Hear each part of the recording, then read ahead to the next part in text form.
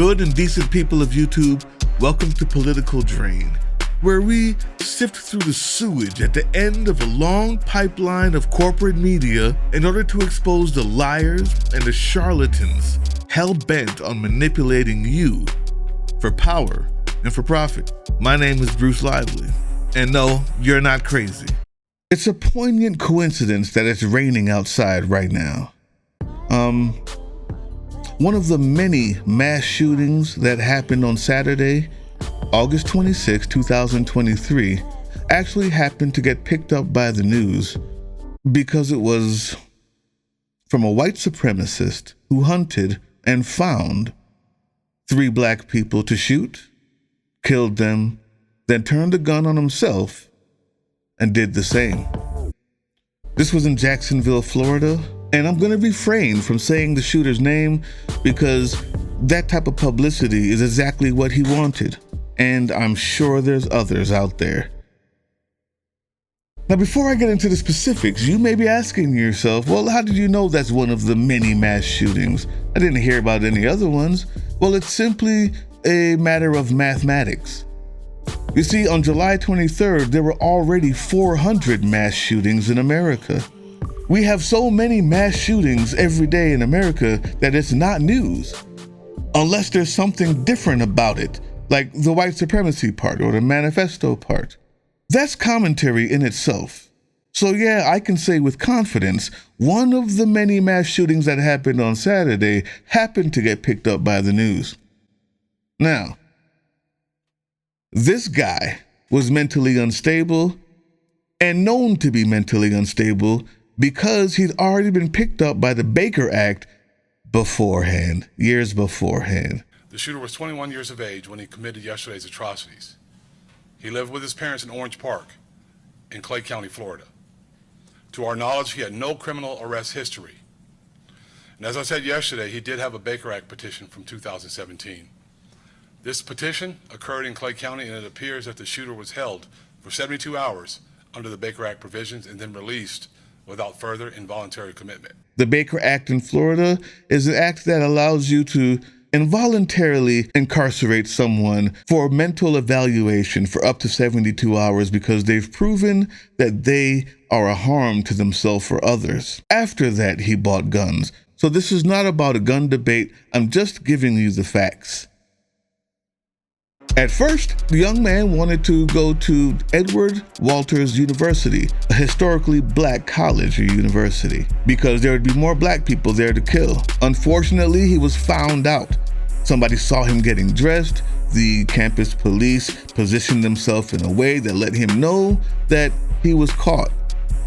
So, he took whatever he had left and went hunting. He found a Dollar General, shot 3 black people, and when the police showed up, he shot himself because he didn't want to face the music for what he had done. There are 3 issues that I have, one of them being how often and constantly the sheriff tried to say that the place isn't like this. We don't have this type of hate in our community whilst talking about this. I don't think so. I don't think there's a racial divide in our city. And actually, I work along with some of the best people in the entire world. And it doesn't matter what color they are or what they look like. We are banded together as a community to fight these issues. And I don't think there's a racial issue. I know there are racial issues with some people. But as a whole, we are all standing here together because we're concerned about the same thing. Now, he had other things to say that I also had issues with, but I just want to talk about that one because when you say this isn't the place for that, and that doesn't belong here, what you're saying is somehow this is an anomaly, and there's nothing we can do about that. When the truth is, right now, in that state, there's an educational program that tells white people that black people who were enslaved gained some sort of skills that help them in life, whitewashing the disgusting parts. Right now in that school, advanced placement black history has been annexed. You can't teach it. AP African American history is gone. The reason why you teach advanced African American history is so that when things like this happen, there's context. And you realize it's not an anomaly. That's why we learn history. Because while learning history, you gain context that benefits your today. Without history, every day is just another anomaly, and you are left powerless. Governor Desantis decided to go to Jacksonville and have a speech. During that speech, he was booed. Well, thank you for doing this. I want to just say to the councilwoman,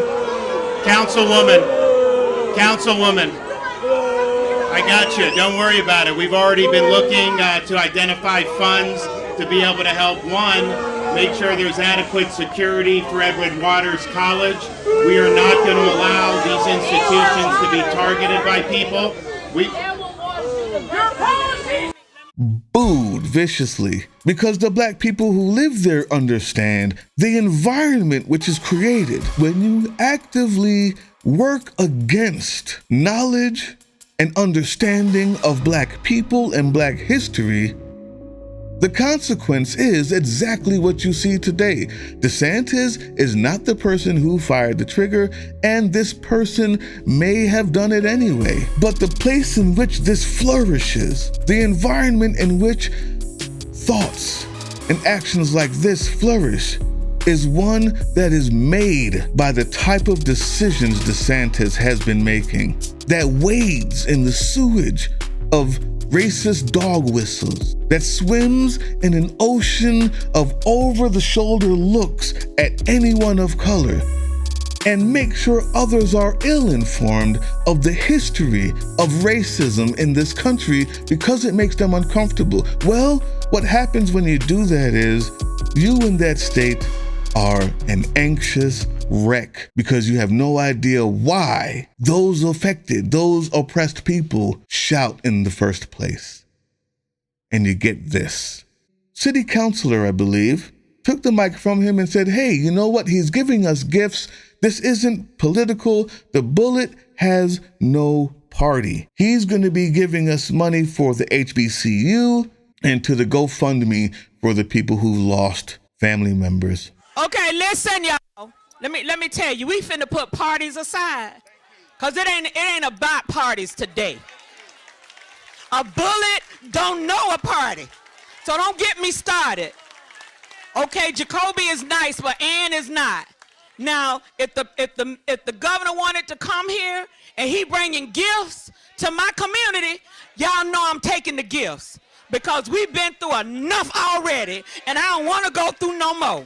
Now, y'all just be quiet just a minute and let the governor say what he gonna say, and we gonna get this party started. You hear me? Okay, let's do it. I understand the sentiment and the practicality of letting him speak so that you can get those gifts. But I believe you're wrong. I believe you're wrong because those aren't gifts. Those are buyouts. I was always told, beware a stranger bearing gifts. And one thing I do know is that Ron DeSantis was not there for the black community before. Neither was he there for Edward Waters University before. He's a stranger bearing gifts. I want to know why before I let him speak. Is it so that he can make himself look decent? So that he can whitewash or brush under the rugs the atmosphere and the fertile ground that he has created for more hate-filled white supremacy, anti-LGBTQIA, and everything else that isn't male, white, Christian. Anyone who's not that, understand that he has created a fertile ground for your eradication. And when it happens, I'm not sure it's okay to come and speak. If you're gonna give the gifts, just give them.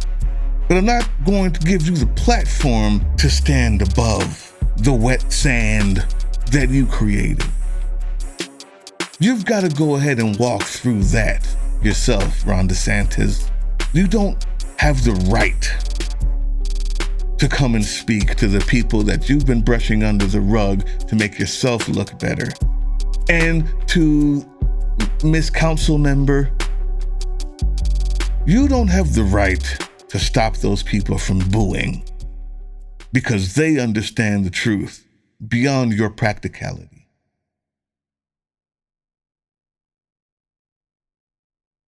I'll see you on the next one.